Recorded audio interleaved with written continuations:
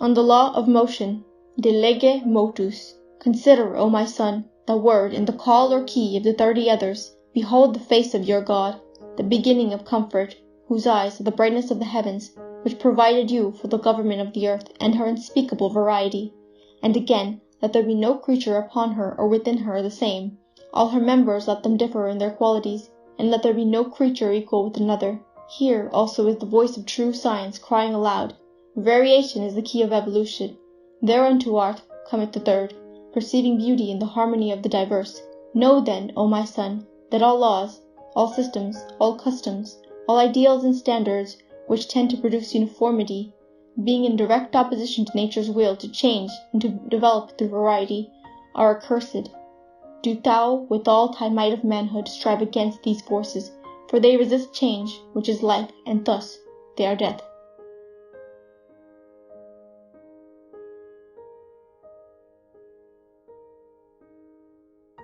Of laws against motion, de legibus contra motum. Say not, in thine haste, that such stagnations are unity, even as the last victory of thy will is unity. For thy will moveth through free function, according to its particular nature, to that end of dissolution of all complexities, and the ideals and standards are attempts to halt thee on thy way.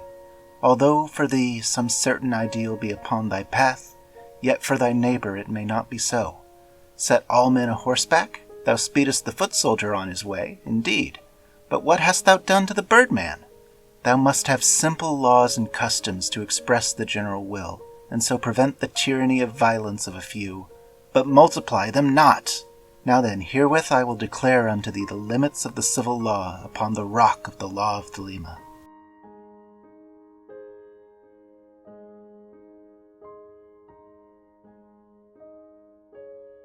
De necessitate communi.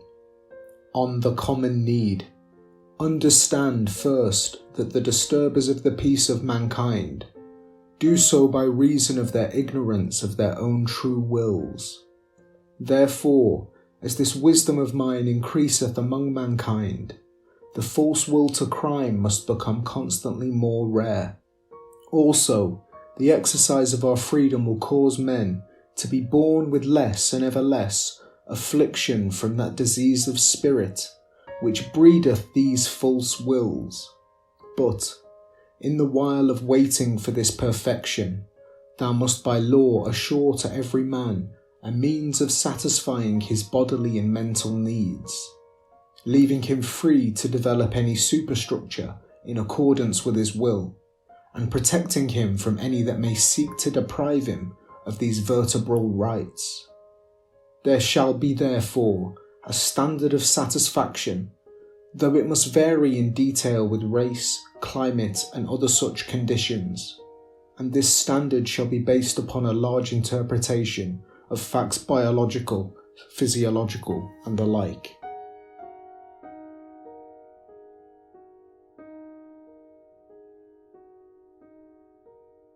On the freedom of the body, de libertate corporis.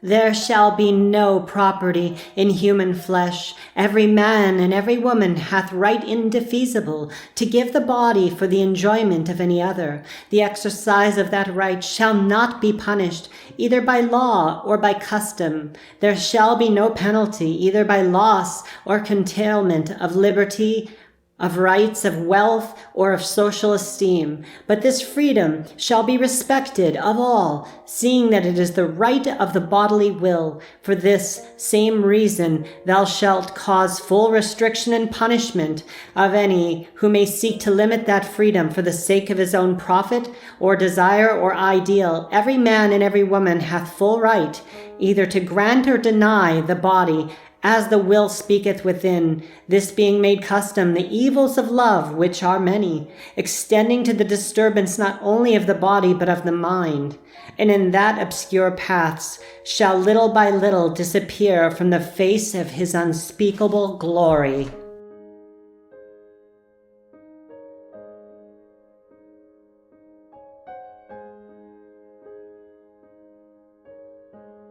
On the freedom of the mind, de libertate mentis, there shall be no property in human thought, Let each think as he will concerning the universe, but let none seek to impose that thought upon another by any threat of penalty in this world or any other world.